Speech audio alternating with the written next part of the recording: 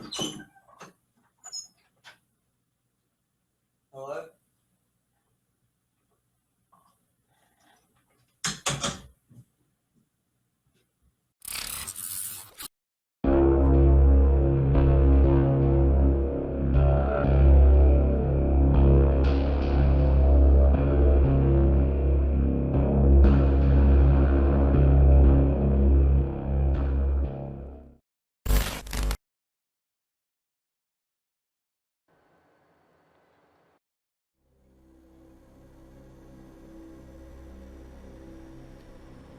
Le 28 juillet 2014, une bien étrange vidéo nommée Sitting and Smiling, s'asseoir et sourire, a été publiée sur YouTube. Cette vidéo, d'une durée de 4 heures, présentait un homme simplement assis sur le sol et fixant la caméra, un étrange sourire vissé sur son visage. Et non, il ne s'agit aucunement d'un montage. Cet homme s'est bel et bien filmé, pendant 4 heures, souriant à la caméra et ne bougeant pas d'un poil. Sitting and Smiling est une série de vidéos postées par un certain Benjamin Bennett. Depuis 2014, ce jeune homme au sourire figé se filme pendant 4 heures sans bouger. Et c'est tout.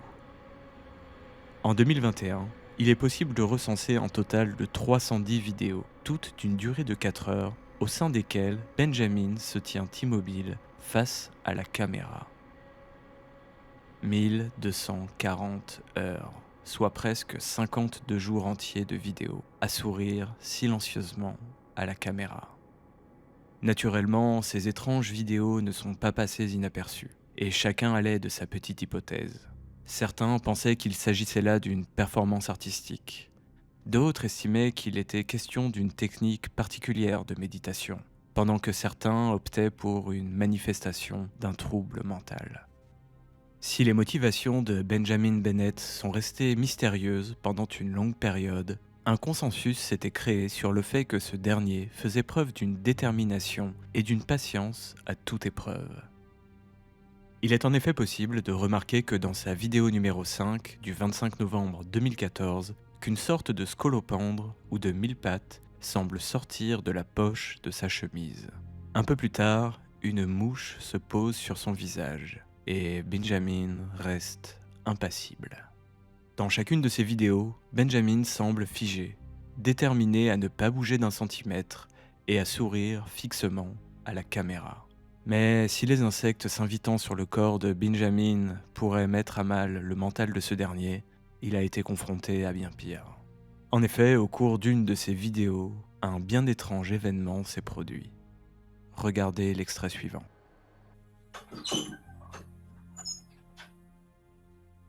Ah ouais?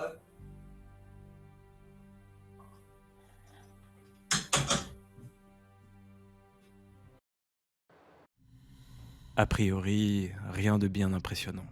On pourrait simplement imaginer qu'il s'agit là d'un colocataire ou d'un simple ami de passage. Mais en réalité, la personne qui a toqué à la porte n'était pas nécessairement mue par de bonnes intentions. En effet, lors de l'upload de cette vidéo, Benjamin avait ajouté la chose suivante en description. Cet épisode de Sitting and Smiling compte un invité très spécial. Environ 2h30 après le début de la vidéo, j'ai entendu quelqu'un rentrer chez moi. Ce qui m'a surpris car je n'ai qu'un seul colocataire qui était au travail et que je n'attendais personne. Je me suis alors rendu compte que je n'avais pas du tout vérifié si j'avais bien fermé les portes à clé avant de commencer à me filmer. Pendant que je fixais la caméra, j'entendais des bruits de pas prudents et discrets dans la maison. Puis j'ai entendu que quelqu'un était en train de gravir, à pas très lents et légers, les escaliers qui menaient à ma chambre. J'ai alors entendu la porte derrière moi s'ouvrir et une voix masculine, que clairement je n'avais jamais entendue auparavant, dire « Bonjour ». Je suppose que cet individu a dû me voir assis et immobile par l'embrasure de la porte, puis je l'ai entendu déguerpir à toute vitesse.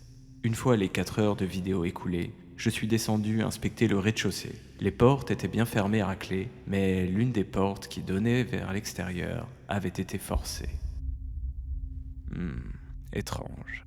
Cette histoire semble si improbable qu'il est possible de suspecter que tout ceci ne soit qu'un fake.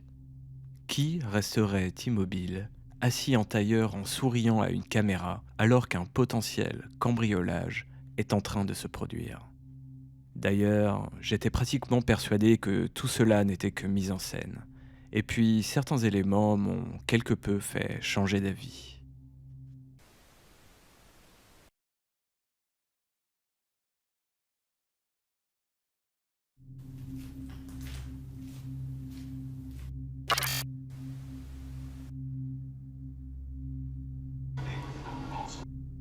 Au sein de sa 52e vidéo, il est possible de remarquer quelque chose de pour le moins troublant. Environ 2h30 après le début de cette vidéo, il est possible de remarquer que Benjamin est en train de s'uriner dessus, toujours sans bouger et en maintenant son curieux sourire. Sa détermination à ne pas bouger d'un pouce semble évidente. Mais il y a plus étrange encore. Dans sa 257e vidéo, il est possible de remarquer que Benjamin est en train de pleurer. Naturellement, plusieurs éléments pourraient expliquer ces sanglots, mais certains internautes ont émis l'hypothèse suivante. Et si Benjamin agissait sous la contrainte ? Certains internautes ont alors commencé à suspecter que Benjamin était forcé de faire ces vidéos écorchant une arme était pointée sur lui. Cela expliquait alors pourquoi ce dernier parvient à rester immobile à ce point et pourquoi il se serait mis à pleurer au beau milieu de cette vidéo. D'ailleurs, une sorte de glitch visuel semble se produire un peu plus tard dans cette même vidéo, rendant ses yeux quelque peu démoniaques, ce qui n'a pas manqué de vernir le mystère qui entourait déjà ces vidéos. Mais alors, que faut-il en penser ? À l'instar de K-Tube, est-il possible de penser que Benjamin est contraint de réaliser ces bien étranges vidéos ? Est-ce là la manifestation d'un trouble mental étrange ? La vérité semble tout autre. Tentons d'y voir plus clair. Le 22 octobre 2015, Benjamin rédigeait un post sur Facebook comprenant un lien vers un événement auquel ce dernier indiquait vouloir participer. Il s'agissait du Trauma Salon. Le Trauma Salon est un événement qui se tenait de manière mensuelle à Brooklyn et qui était ouvert à tous les types de performeurs, de musiciens et d'artistes de tous bords. Le fil rouge de ces rencontres était l'exploration, d'un point de vue artistique, du concept de traumatisme. Il est d'ailleurs possible de trouver une vidéo amateur datant du 22 octobre 2015 montrant Benjamin Bennett en pleine performance lors de cette édition du Trauma Salon. On y voit alors Benjamin, debout, immobile, face au public et dispersant quelques phrases ici et là, ne semblant pas avoir réellement de sens. À la fin de sa prestation, Benjamin conclut mollement par un « Voilà, c'est terminé », puis quitte la scène. Ce n'était d'ailleurs pas la première apparition de Benjamin Bennett au Trauma Salon. En effet, une captation amateur de l'édition précédente de ce salon nous apprend que Benjamin est également musicien. Benjamin y apparaît alors avec quelques-uns de ses amis sur ce qui semble être une scène de concert improvisée. Puis Benjamin et son groupe jouent tout simplement de la musique. Enfin, les contours du concept de musique sont flous, mais je tiens à vous laisser seul juge de cette performance.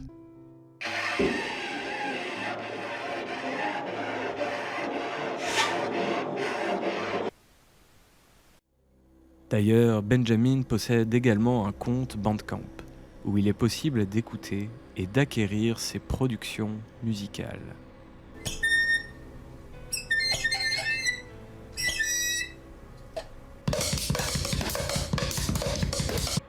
Soyons clairs, les productions musicales de Benjamin sont clivantes, et pour l'immense majorité des auditeurs, cette cacophonie n'a rien d'artistique. Cependant, cette facette de l'esprit de Benjamin permet d'y voir plus clair sur son étrange série de vidéos Sitting and Smiling.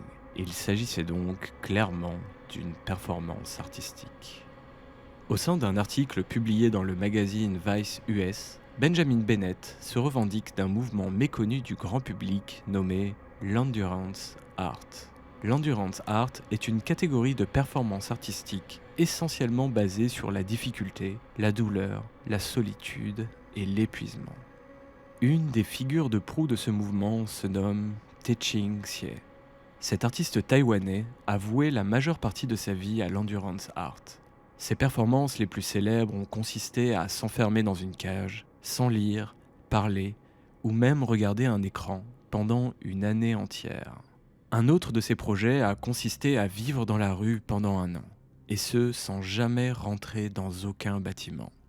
Une autre de ses performances consistait à rester attaché à une autre performeuse de ce style pendant une nouvelle année complète, et ce sans pouvoir la toucher. La contemplation esthétique et l'art d'une manière générale sont subjectifs. Toutefois, ce type de performance et leurs contours artistiques sont parfois flous lorsque le spectateur n'a pas été informé des intentions de l'artiste. C'est d'ailleurs pour cela qu'en regardant les vidéos de Benjamin, le premier réflexe est de trouver cela étrange, voire inquiétant. L'imaginaire du spectateur non informé contemplant une telle performance est alors livré à elle-même.